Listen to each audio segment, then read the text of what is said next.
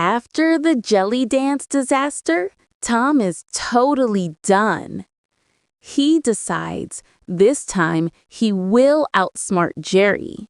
No traps, no machines, just brains. Tom pretends to be sleeping, a delicious piece of cheese beside him. Jerry peeks out carefully. No traps? No wires?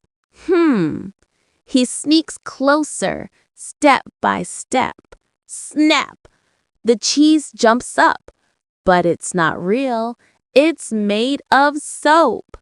Jerry starts coughing and slipping, and Tom laughs like a villain. Finally, I win! But suddenly, the soap slides under Tom's feet. He slips, tumbles, and crashes straight into the washing machine. Now Tom is spinning with bubbles flying everywhere. Meow! Bubble bath.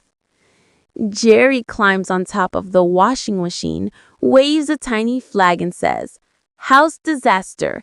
Mission complete."